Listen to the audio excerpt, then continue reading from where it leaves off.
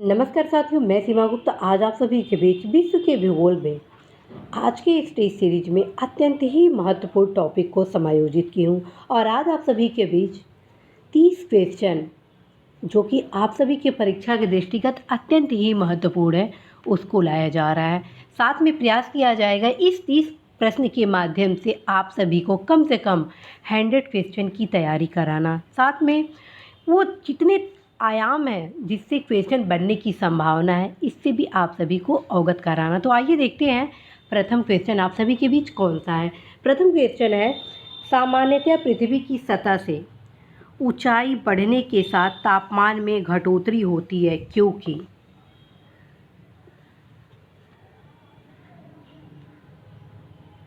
साथियों, हर क्वेश्चन के लिए आप सभी को 15 से 20 सेकेंड दिया जाना है।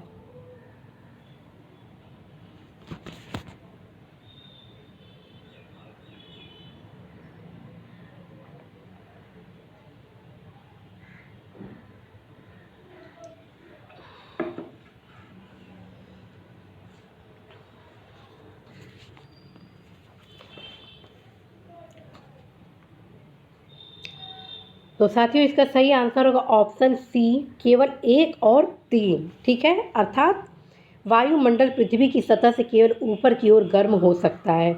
ऊपरी वायुमंडल में हवा कम घनी होती है, जबकि ऑप्शन 2 जो लिखा है ऊपरी वायुमंडल में आर्द्रता अधिक होती है, ये गलत है। क्यों? क्योंकि सुने, विश्व में सूर्यताप का वितरण तापमान के वितरण को नियंत्रित करने वाला मुख्य कारक है। सूर्यताप के अवशोषण के कारण धरातल गर्म होता है और इससे धरातल के संपर्क में आने वाली वायु भी गर्म हो जाती है, इसलिए ऊंचाई बढ़ने के साथ साथ तापमान कम होता जाता है। ऊपरी वायुमंडल में वायु विरल एवं आर्द्रता का अभाव होता है। ठीक है, तो इस प्रकार से साथियों आपका जो आंसर होगा कथन 1 और 3 सत्य होगा। आते हैं नेक्स्ट क्वेश्चन पर। नेक्स्ट क्वेश्चन है, कथन कारण के संबंध में पृष्ठीय वायु चक्रवात के केंद्र के ऊपर अभ्यंतर कुंडलित होती है। कारण दिया गया, हवा चक्रवात के केंद्रों में अवरोहित होती है।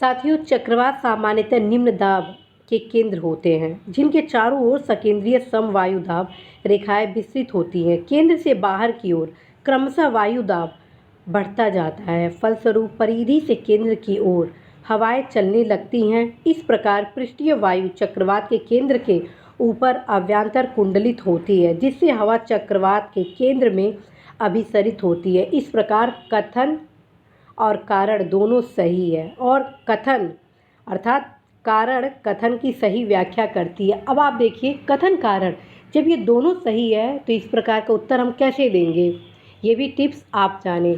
जब भी साथियों हम देखते हैं कि कथन भी सही है कारण भी सही है तो उसको 2 शब्दों से अर्थात 2 ऐसा शब्द मैं आपको बताने वाली हूँ जिसके माध्यम से आप ऑप्शन ए को सही साबित करते हैं। पहला क्योंकि और इसलिए। जैसे देखिए, पृष्ठीय वायु चक्रवात के केंद्र के ऊपर आभ्यंतर कुंडलित होती है क्योंकि हवा चक्रवात के केंद्र में अवरोहित होती है। ठीक है, या इसलिए। अर्थात ये 2 ऐसे शब्द हैं जिसके माध्यम से आप इस प्रकार के क्वेश्चन को सही कर सकते हैं। इसी मेथड के आधार पर साथियों कथन कारण से संबंधित प्रश्नों को हल किया जाता है। अब मैं नेक्स्ट क्वेश्चन बताती हूँ। विली विली है, विली विली क्या है?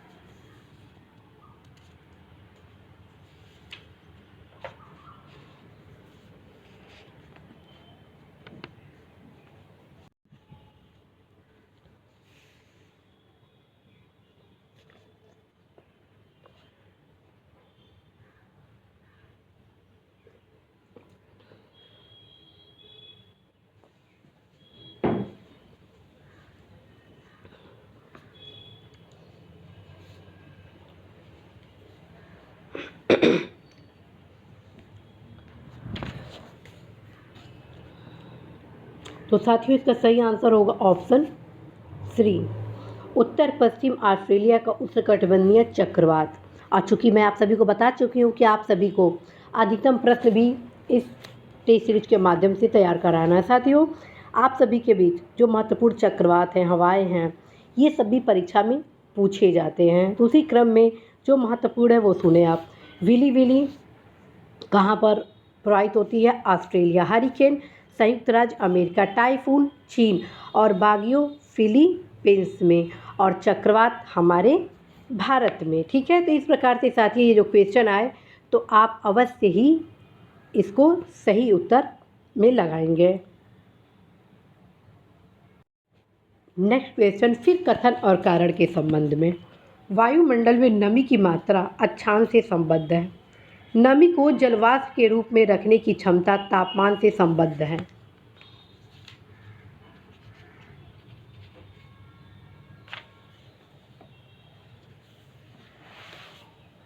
ये आर्द्रता टॉपिक से रिलेटेड क्वेश्चन है।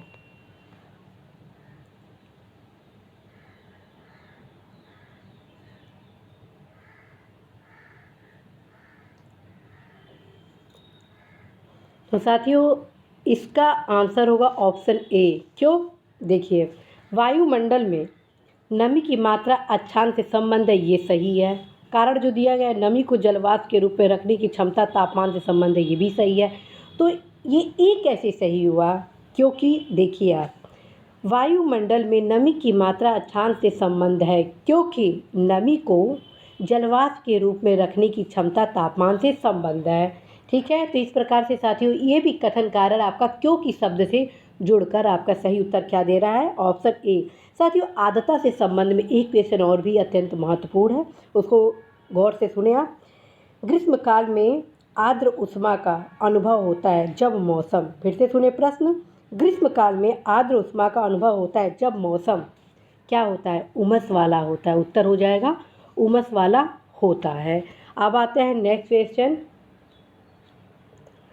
वायुदाब सबसे कम होता है। वायुदाब सबसे कम होता है।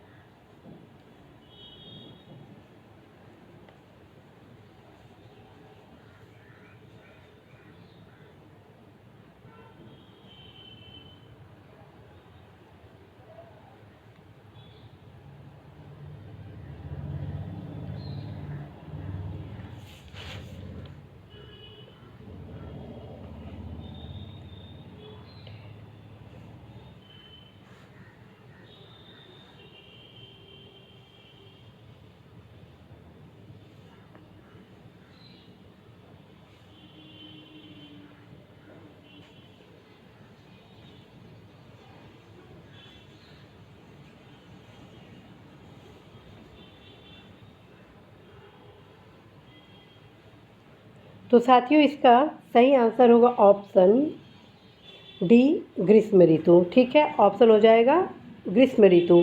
वायु का अपना भार होता है तथा किसी क्षेत्र के ऊपर विस्तृत वायु स्तंभ धरातल का लंबवत दबाव डालता है जिसे वायुदाब कहते हैं। धरातल पर वायुमंडलीय वायुदाब और तापमान के बीच परस्पर उल्टा संबंध होता है।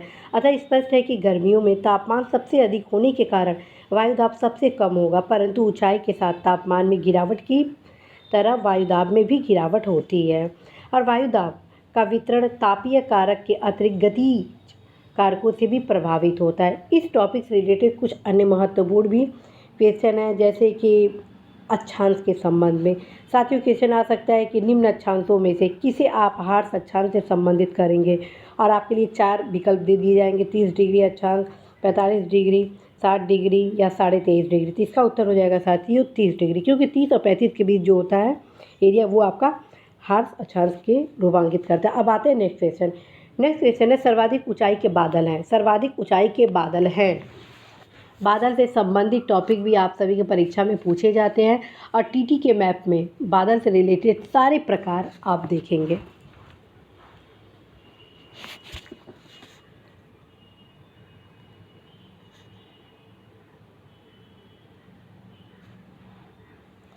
तो साथियों इसका सही आंसर होगा ऑप्शन डी, पच्छाब स्तरी। सर्वाधिक ऊंचाई के बादल कौन से हैं? पच्छाब स्तरी। सर्वाधिक ऊंचाई के बादल पच्छाब स्तरी। लेकिन यदि क्वेश्चन आता है कि कौन सा बादल अत्यधिक तीव्र वर्षा के लिए उत्तरदायी होता है। फिर वर्षा स्तरी, ठीक है, वर्षा स्तरी जिसको इंग्लिश में कहते हैं निम्बो स्टेटस, ठीक है।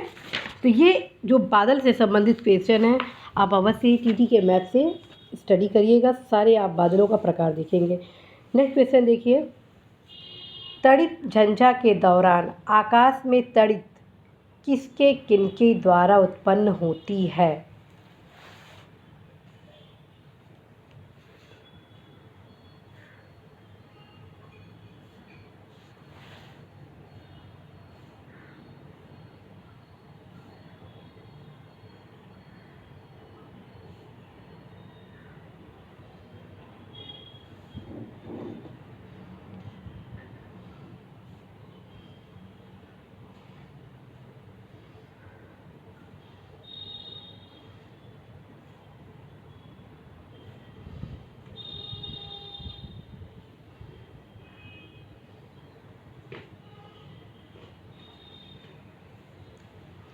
तो साथियों, इसका सही जो आंसर है वो ऑप्शन डी है, क्योंकि उपरोक्त में से कोई भी कारक सत्य नहीं है।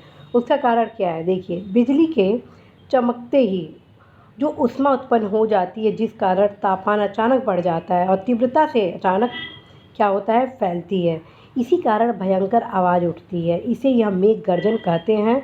बड़ी बड़ी जल की बूंदों के टूटने के कारण तड़ित उत्पन्न होती है, और इस प्रकार ये जितने भी कारक बताए जा रहे हैं वो गलत है। अब नेक्स्ट देखते हैं। नेक्स्ट क्वेश्चन है आप सभी के बीच जो हवा से रिलेटेड है। उत्तरी गोलार्ध की तुलना में दक्षिणी गोलार्ध में पश्चिमी पवन अधिक सशक्त और स्थायी होती है, क्यों?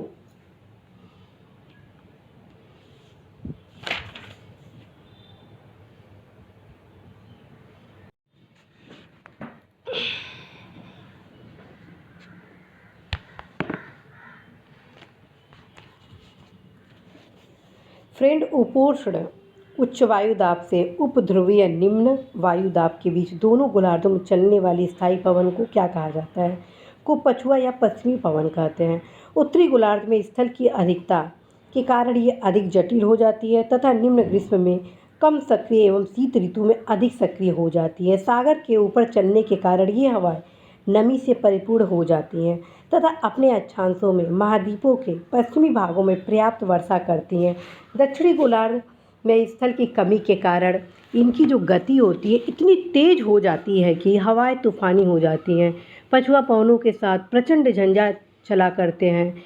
इनकी प्रचंडता के कारण ही दक्षिणी गोलार्ध में इन्हें 40 डिग्री अक्षांश पर गरजता चालीसा, ध्यान से सुनिएगा, 40 डिग्री अक्षांश पर गरजता चालीसा, 50 डिग्री अक्षांश पर प्रचंड चालीसा और 60 डिग्री अक्षांश पर चीखता साठा कहते हैं। और ये परीक्षा में भी जो डिग्रियां मैं बता रही हूँ पूछा गया प्रश्न।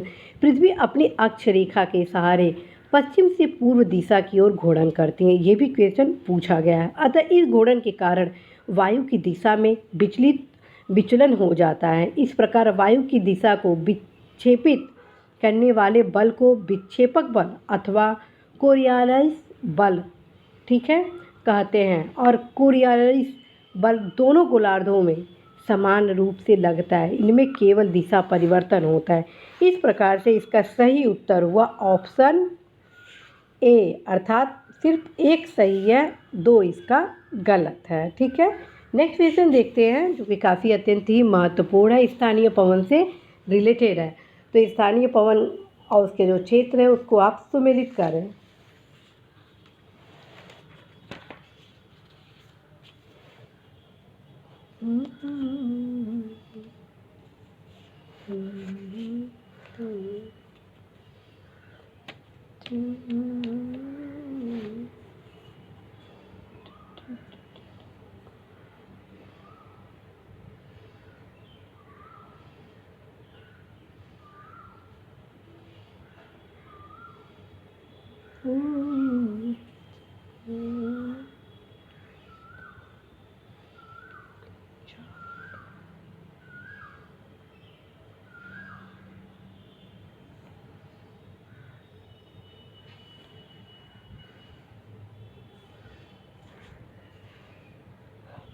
तो साथियों, इसका सही आंसर होगा ऑप्शन बी। जी हाँ, इसका सही आंसर होगा ऑप्शन बी। ठीक है, बी कैसे, देखिए फान कहाँ प्रवाहित होता है, क्षेत्र क्या है इसका, आप सीमू आपका कुर्दिस्तान, सेंटा एना कैलिफोर्निया और जोंडा जो है अर्जेंटीना। इसी प्रकार से साथियों कुछ अन्य महत्वपूर्ण स्थानीय पवन हैं, जैसे चीनूक आपका संयुक्त राज्य अमेरिका, सिराको आपका सिसिली, नॉर्वेस्टर आपका कहाँ है, भारत, और इसको काल बैसाखी के नाम से भी जाना जाता है। ठीक है, और साथियों आप सभी को अवगत कराना है कि जितने भी स्थानीय पवन हैं मेरे द्वारा पूरा प्रयास किया जाएगा कि एक कॉम्पैक्ट क्लास आप सभी के भी जो फैक्चुअल से रिलेटेड वर्ल्ड ज्योग्राफी के क्वेश्चन हैं वो सारे लाए जाएंगे। आप नेक्स्ट क्वेश्चन देखते हैं। नेक्स्ट क्वेश्चन भी आपका अत्यंत ही महत्वपूर्ण है और इसको सुमेलित करिए, 15 सेकेंड आपको दिया जा रहा है।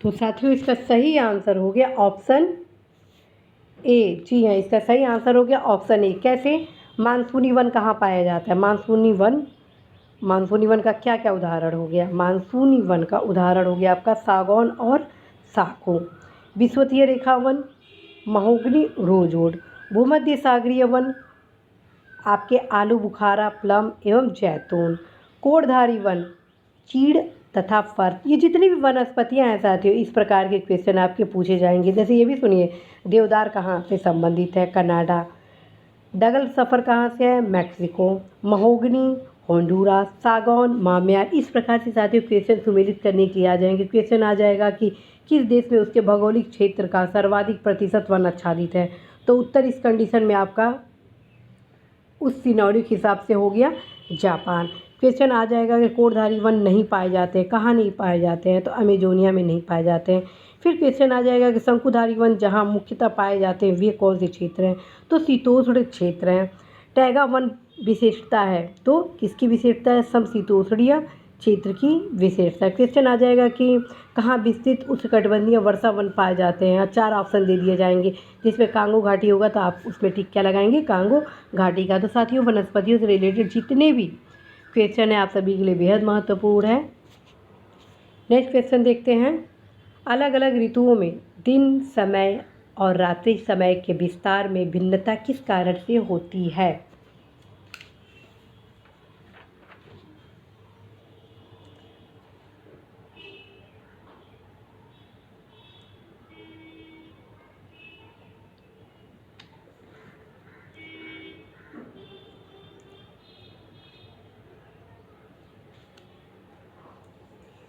आप सभी को पर्याप्त समय दिया जाता है ताकि आप सभी इसको जरूर सॉल्व करें। तो साथियों इसका सही आंसर होगा ऑप्शन बी, 2 और 4। ठीक है, और 1 3 इसका गलत है। पृथ्वी का अपने अक्ष पर घूर्णन इससे कोई लेना देना नहीं है। ठीक, स्थान की अक्षांशीय स्थिति से भी कोई मतलब नहीं है। ठीक है, पृथ्वी का सूर्य के चारों ओर दीर्घवृत्तीय रीति से परिक्रमण, ये अत्यंत महत्वपूर्ण भूमिका है। पृथ्वी का नत अक्ष का पर परिक्रमण इसका महत्वपूर्ण कारक होता है। अब आते हैं नेक्स्ट क्वेश्चन है, विषुवत रेखीय प्रदेश का पर्यावरण पौधों के अनुकूल है पर मनुष्यों के लिए नहीं। विषुवत रेखीय प्रदेश में औसत वार्षिक तापांतर बहुत कम है।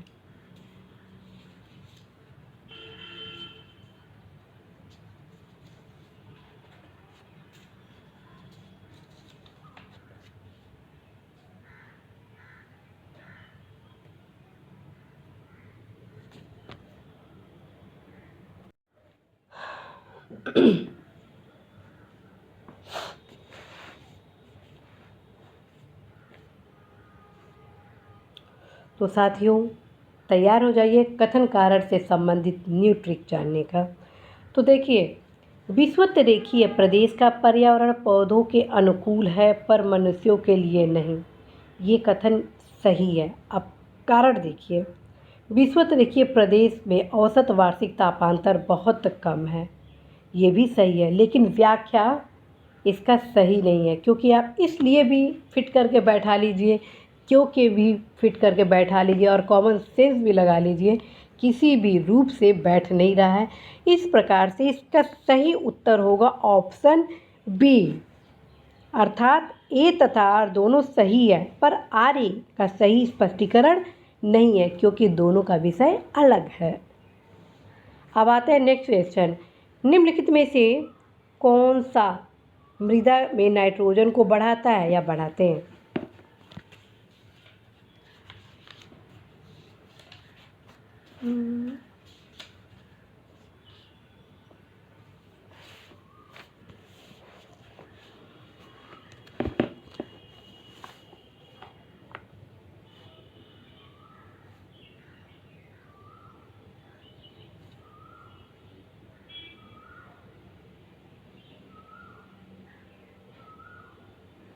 साथियों, जंतुओं के यूरिया उत्सर्जन, साथ ही जीवों एवं वनस्पतियों की मृत्यु के बाद अपघटकों द्वारा इनका अपघटन किया जाता है।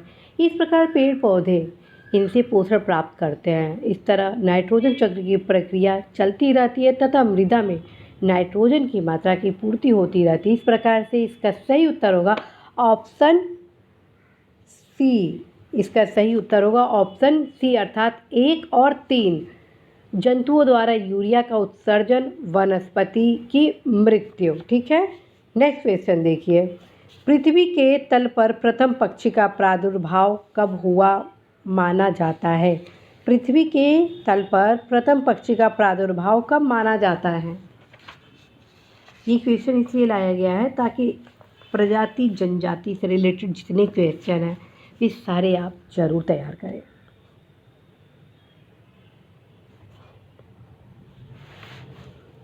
तो साथियों, इसका सही आंसर होगा ऑप्शन सी, 15 करोड़ वर्ष पूर्व। ठीक है साथियों, एक क्वेश्चन है बहुत ही इम्पोर्टेंट है, खानाबदोश जनजाति के लोग सर्वाधिक किस क्षेत्र में पाए जाते हैं? उत्तर होगा शुष्क क्षेत्र। क्वेश्चन आता है, ऋतु प्रवास शब्द किसके लिए प्रयोग होता है? तो उत्तर होगा मानव व उनके पशुओं का मौसमी स्थानांतरण घाटी से पर्वत की ओर व पर्वत से घाटी की ओर। फिर से सुने, ऋतु प्रवास क्या होता है? मानव व उनके पशुओं का मौसमी स्थानांतरण, अर्थात मौसम के अनुसार स्थानांतरण, घाटी से पर्वत की ओर व पर्वत की घाटी की ओर कोई ऋतु प्रवास कहते हैं। अब हम आते हैं नेक्स्ट क्वेश्चन, और महत्वपूर्ण जनजातीय क्षेत्र के रिलेटेड है। जितनी भी जनजातियां हैं, कहाँ कौन पाई जाती हैं, कहाँ रहती हैं, क्षेत्र हैं, सारे बहुत इंपॉर्टेंट है। इससे संबंधित क्लासेज ऑलरेडी लाया जा चुका है, वर्ल्ड जियोग्राफी से रिलेटेड क्लास में आप जरूर देखिए उसको।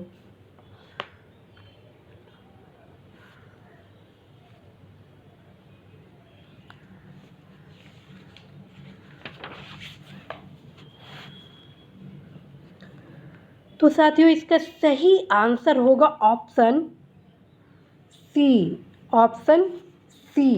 ठीक है, खिरगिज कहाँ है? मध्य Asia. Bushman Kalahari, Ainu Japan, बद्दू अरब। ठीक है, और पिग्मी जनजाति कांगो में। एक्स्ट्रा मैं आपको तैयार करवा रही हूँ ताकि आप सुनकर याद कर ले। पिग्मी कांगो में, बुशमैन जो अभी इस क्वेश्चन में रिपीट कराया गया, फिर से कराती हूँ, क्षेत्र के देश के अनुसार आ जाता है तो फिर कहाँ से हो जाएगा आपका? नामीबिया में। बद्दू सऊदी अरब में। और मसाई केन्या में। तो साथियों, कई प्रकार से क्वेश्चन क्षेत्र या देश उनकी विशेषताओं से रिलेटेड पूछा जा सकता है। अब नेक्स्ट क्वेश्चन देखते हैं, एस्पेरांटो है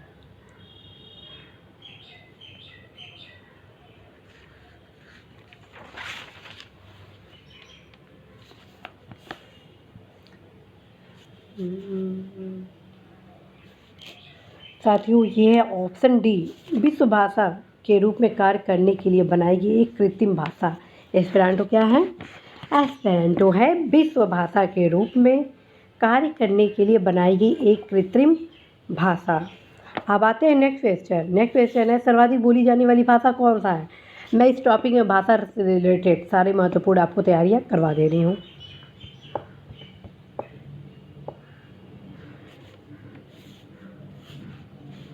तो इसका उत्तर होगा ऑप्शन ए चीनी। ठीक है, सबसे ज़्यादा कौन सी बोली जाती है? चीनी है। इसको क्या कहा जाता है? मंदारिन भी भाषा बोला है। उसके बाद स्पेनिश, ध्यान रखिए अंग्रेजी नहीं, अंग्रेजी का तीसरा स्थान आता है, दूसरा स्थान स्पेनिश का आ जाता है, तीसरा स्थान अंग्रेजी का आता है, चौथा स्थान अरबी का आता है, पांचवा स्थान यानी हम लोग की भाषा का क्या स्थान है? पांचवा।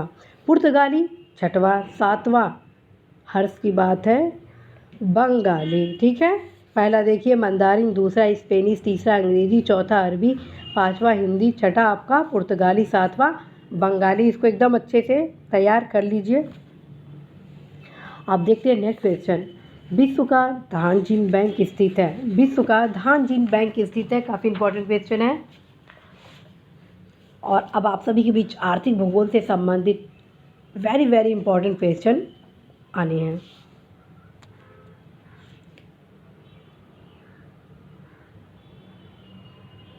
तो साथियों इसका सही आंसर होगा ऑप्शन बी फिलीपींस। फिलीपींस को विश्व का धान जिन बैंक कहते हैं। साथियों इस टॉपिक से कई प्रकार से क्वेश्चन पूछे जाएंगे। क्वेश्चन आएगा कि कौन सा देश गेहूं तथा चावल दोनों का संसार का सबसे बड़ा उत्पादक है। क्वेश्चन आएगा धान उत्पादन में विश्व में भारत का स्थान कौन सा है। क्वेश्चन आएगा विश्व में धान उत्पादन में प्रथम 5 देश कौन से हैं। विश्व में सर्वाधिक गेहूं पैदा करने वाला देश कौन सा है। क्वेश्चन ये भी बन सकता है धान की उत्पादकता सर्वाधिक किस देश में है। संकर धान की खेती सर्वाधिक कहाँ लोकप्रिय है। ठीक है, तो साथियों आप जितने भी ये खाद्य फसल है विश्व के रिलेटेड में 5-5 जरूर तैयार करेंगे कि कौन 5-5 उत्पादक के क्रम में है। अब आते हैं नेक्स्ट क्वेश्चन। नेक्स्ट क्वेश्चन है डोनबास क्षेत्र प्रसिद्ध है। डोनबास क्षेत्र प्रसिद्ध है।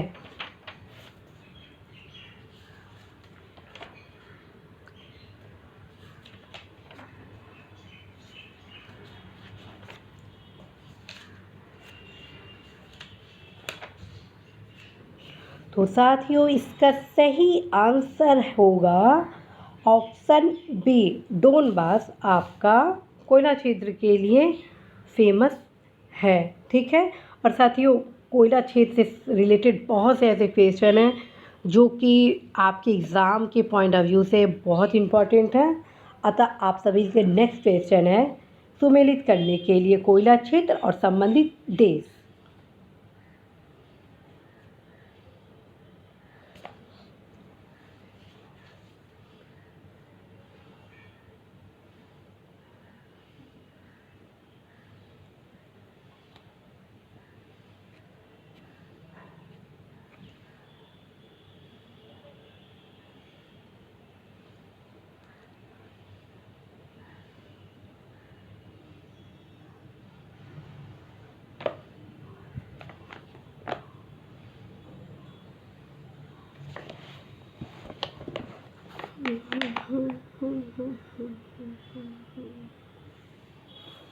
तो साथियों इसका सही आंसर होगा ऑप्शन बी। जी हाँ, इसका सही आंसर होगा ऑप्शन बी। कैसे? डोनेट्स आपका डोनेट्स हो गया आपका कोयला क्षेत्र यूक्रेन का, कुजनेट्स रूस का, लंकाशायर यूके का, सार आपका जर्मनी का। और ध्यान रखें 2 क्षेत्र और भी अत्यंत महत्वपूर्ण है। रूर बेसिन जो क्षेत्र है वो कहाँ का है, जो कि एक प्रसिद्ध औद्योगिक क्षेत्र भी है, ये है आपका जर्मनी। ठीक है, एक क्वेश्चन आएगा रुकवा झील क्षेत्र किसके लिए, किस खनिज उत्पादन के लिए प्रसिद्ध है? तो कोयला के लिए अत्यंत ही प्रसिद्ध है। इसी प्रकार से साथियों आप सभी कोयला के क्षेत्र में प्रथम 5 उत्पादक देश कौन से हैं उसको भी जरूर तैयार करेंगे। अब आता है नेक्स्ट क्वेश्चन जो कि लौह अयस्क क्षेत्र से है।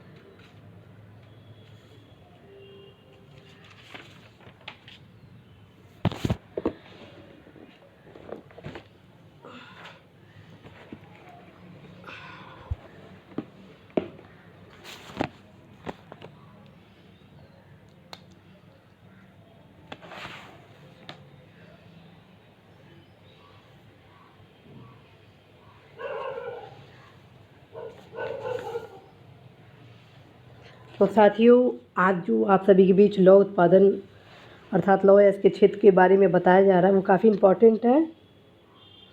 तो इसका सही आंसर होगा ऑप्शन सी 4312 लॉरेन किस क्षेत्र में है? लॉयस क्षेत्र में, फ्रांस। और मिडलैंड यूके में है। किरूना स्वीडन में है। कोस्ताने कजाकिस्तान में है। साथियों, आप सभी को मैं अवगत करा चुकी हूँ कि आप सभी मैप से ज़रूर अध्ययन करेंगे। आज जितने भी आपको ये खनिज संसाधन के बारे में बताया जा रहा है, जितने भी क्षेत्र बताए जा रहे हैं, अवश्य ही आप टीटी के मैप को देखेंगे या ऑक्सफोर्ड मैप को देखेंगे। जब आप पेज देखेंगे तो वहाँ पे ऑलरेडी वर्ल्ड से रिलेटेड जितने भी ये खनिज उत्पादन क्षेत्र है, वे टोटल आपको नाम मिल जाएंगे। अब बहुत आसानी से तैयार हो जाएगा, क्योंकि आप मैप जब देखेंगे तो वे तमाम आपको क्षेत्र दिखेंगे, देश दिखेंगे, जो कि परीक्षा में पूछे जाते हैं। तो आइए देखते हैं नेक्स्ट क्वेश्चन कौन सा है। कौन सी खनिज सूची अलौह धातुओं को दर्शाती है? कौन सी खनिज अलौह धातु को दर्शाती है? ध्यान रखिए साथियों, मेरे द्वारा आज आप सभी के बीच प्रथम 5 उत्पादक देश इसलिए नहीं बताया गया है क्योंकि अभी जो करंट से रिलेटेड क्वेश्चन है वो आने हैं, और हमेशा प्रथम जो 5 देश होते हैं, प्रथम 2, द्वितीय, तृतीय स्थान, वो चेंज होता रहता है। तो सदैव ही एग्ज़ाम के 15 से 20 दिन पूर्व आपको ये सारे तथ्यात्मक आंकड़े देखने होते हैं, लेकिन क्वेश्चन उससे भी बनते हैं।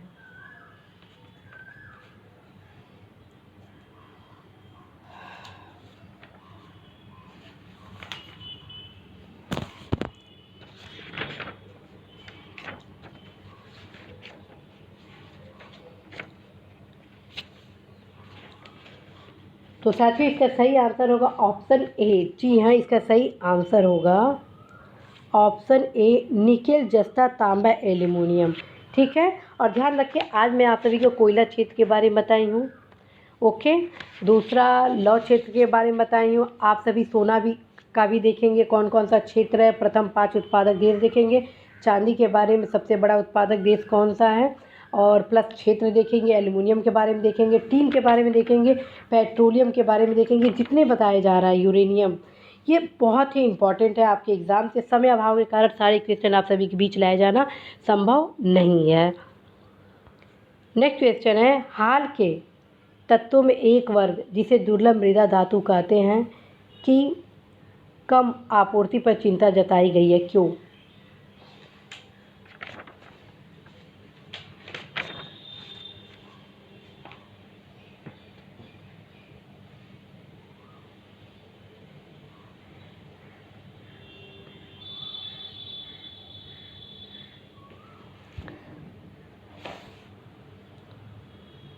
तो साथियों, इसका सही आंसर हो गया ऑप्शन प्राप्त विकल्प के क्रम में जो विकल्प दिए गए उसके हिसाब से आपका बी हो गया। कैसे 2-3 हो गया और एक गलत है, एक इससे नहीं, इसका सही उत्तर होगा ऑप्शन सी। ठीक है, क्योंकि एक सही है इसका। चीन जो इन तत्वों का सबसे बड़ा उत्पादक है, द्वारा इनके निर्यात पर कुछ प्रतिबंध लगा दिया गया। और अभी आप शेयर मार्केट में भी देख रहे होंगे, जो मेटल सेक्टर है उस पर काफ़ी उतार चढ़ाव आ रहा है। क्यों? क्योंकि उस पर चीन की दखलंदाजी प्रत्यक्ष अप्रत्यक्ष रूप से इंटरफेयर हो रही है। ठीक है, तो इस प्रकार से इसका ऑप्शन जो सी है, इसका केवल एक सही है, 2 इसका गलत है। ठीक है, और जो 3 है, दुर्लभ मृदा धातु विभिन्न प्रकार के इलेक्ट्रॉनिक सामानों के निर्माण में आवश्यक है और इन तत्वों की मांग बढ़ती जा रही है। और लेकिन इसमें चीन की क्या हो रही है? दखल अंदाजी बढ़ रही है। इस समय आप देख रहे होंगे मेटल सेक्टर में एक गिरावट का नया दौर आ रहा है। तो इस प्रकार से साथियों, इसका सही उत्तर हो गया आपका ऑप्शन सी। नेक्स्ट देखिए, सूची 1 को सूची 2 से सुमेलित कीजिए तथा सूचियों के नीचे दिए गए कूट से सही उत्तर चुनिए।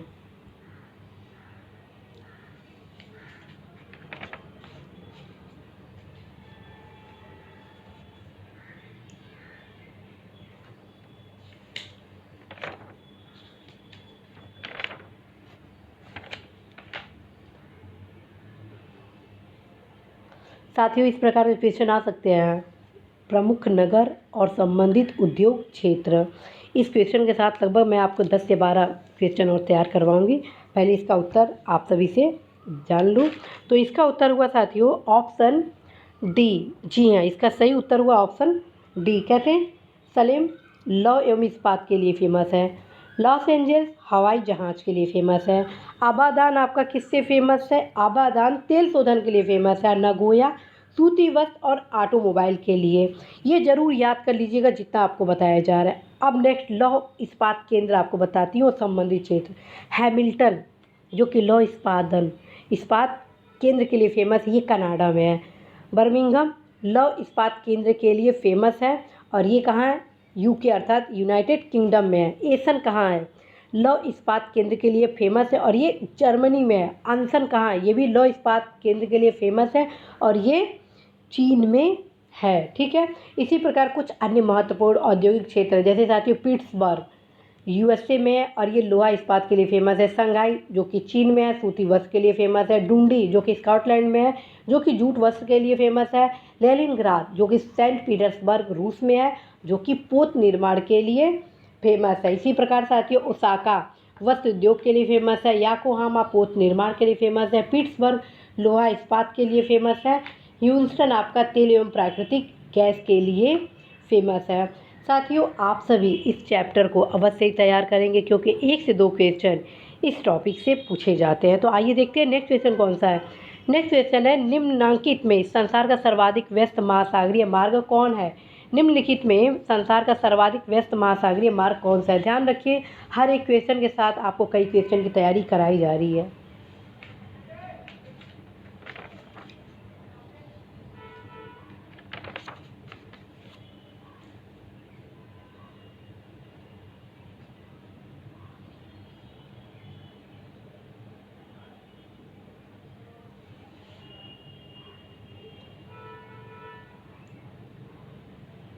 एक क्वेश्चन इसी टॉपिक से भी बन सकता है कि निम्नलिखित में कौन एक व्यस्ततम सामुद्रिक व्यापार मार्ग है? दोनों का उत्तर एक ही हो जाएगा और इसका सही उत्तर हुआ आपका ऑप्शन बी उत्तरी अटलांटिक महासागर। जी हाँ, उत्तरी अटलांटिक महासागर।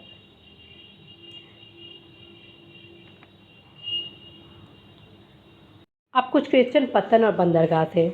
कुछ क्या जो सबसे इम्पोर्टेंट है इस टॉपिक का वही मैं लाई हूँ। निम्नलिखित में कौन सा विश्व का सबसे बड़ा पोताश्रय है?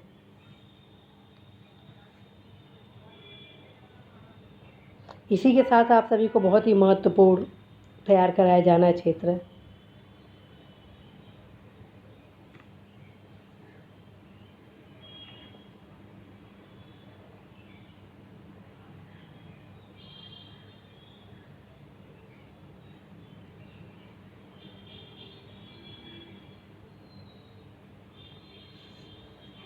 तो साथियों इसका सही आंसर हो जाएगा ऑप्शन सी रॉटरडम। एक क्वेश्चन इससे बन सकता है साथियों, क्वेश्चन बन सकता है कि निम्नलिखित में से कौन सा जापान का सबसे व्यस्त समुद्र पत्तन है? तो उत्तर हो गया याकोहामा। इसी प्रकार से भारत का भी आपको तैयार करना है। क्वेश्चन आ सकता है कि पोत भार टन मान की दृष्टि से विश्व का व्यस्तम बंदरगाह कौन सा है? तो उत्तर हो जाएगा संघाई। कुछ महत्वपूर्ण पत्तन आपको मैं तैयार करवा रही हूँ जिसको जानना आपके लिए बेहद ज़रूरी है। जैसे ग्वांगझू पत्तन कहाँ है? चीन में है। किंगदाओ पत्तन कहाँ है आपका? ये भी चीन में है। और पोर्ट हेडलैंड कहाँ है? ऑस्ट्रेलिया में है। और अलेक्जेंड्रिया समुद्र पत्तन कहाँ है? मिस्र में है। और पोर्ट डायमंड कहाँ है? आपका दक्षिण अफ्रीका में। तो साथियों आप सभी इस प्रकार के सारे जितने क्वेश्चन बताया जा रहा है ज़रूर आप तैयार करिए। काफ़ी बंदरगाह के रूप में कौन सा जाना जाता है? तो सैंटोस को काफ़ी बंदरगाह के रूप में काफ़ी वो फेमस है। अब आते हैं नेक्स्ट क्वेश्चन। आइसोगोनिक रेखाएं हैं। आइसोगोनिक रेखाएं क्या है?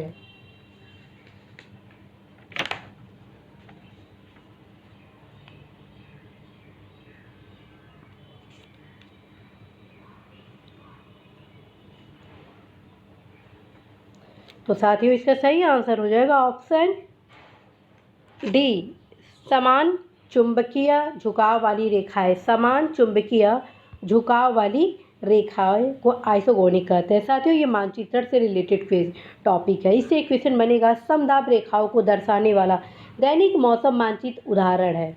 इसका उत्तर हो जाएगा सममान रेखा मानचित्र का, इसको इंग्लिश में आइसोप्लेथ कहते हैं। ठीक है, तो इस प्रकार के क्वेश्चन साथियों इस टॉपिक से आपके बन सकते हैं। क्वेश्चन ये भी बन सकता है उच्चावच दिखाने का सबसे सही तरीका कौन सा है? तो उत्तर हो जाएगा समुच्च रेखा। अब आते हैं कुछ मिसलेनियस पर।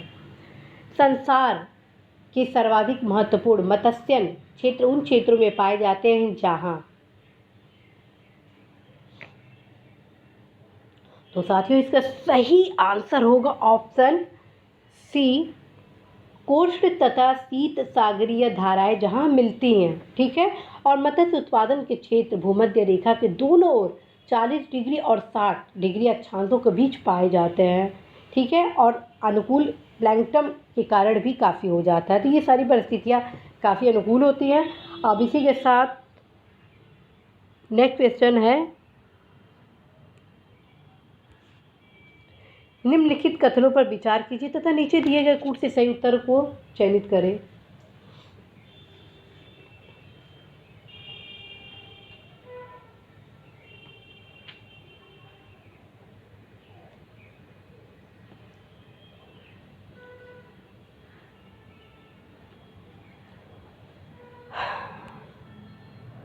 तो साथियों इसका सही आंसर होगा ऑप्शन डी, केवल 1, 2 और 4। ठीक है। केवल 1, 2 और 4, 3 इसका गलत है। क्यों? क्योंकि क्यूबा को विश्व का चीनी कटोरा कहा गया है। ठीक है। जबकि जो इसका 2 है ऑप्शन, हांगकांग चीन का विशिष्ट प्रशासकीय प्रदेश है, ये भी सही है। 3 गलत है। ठीक है। ऑस्ट्रेलिया एक संघीय राज्य है, ये ठीक है। क्यों 3 गलत है? क्योंकि संसार में संयुक्त राज्य अमेरिका दूध का अग्रणी उत्पादक नहीं है, बल्कि दूध का अग्रणी उत्पादक कौन सा देश बन गया है? हमारा देश भारत बन गया है। ठीक है। अब आते हैं नेक्स्ट क्वेश्चन, जो कि लास्ट क्वेश्चन है, लीनिंग टावर ऑफ पीसा कहाँ स्थित है? वेरी वेरी इजी क्वेश्चन है।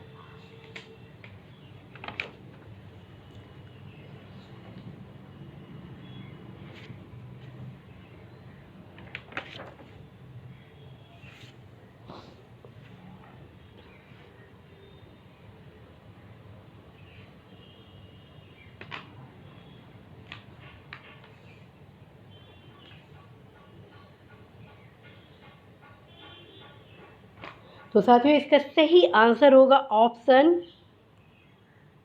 ए, Italy. Leaning tower of Pisa है कहाँ पर? इटली में। दूसरा चीज़, एलिसी पैलेस कहाँ है? एलिसी पैलेस साथियों फ्रांस में है। ठीक है। और सार का मुख्यालय कहाँ है? काठमांडू में। सबसे अधिक डाकघर किस देश में है? भारत में है। चेरनोबिल परमाणु आपदा घटित कहाँ हुई थी?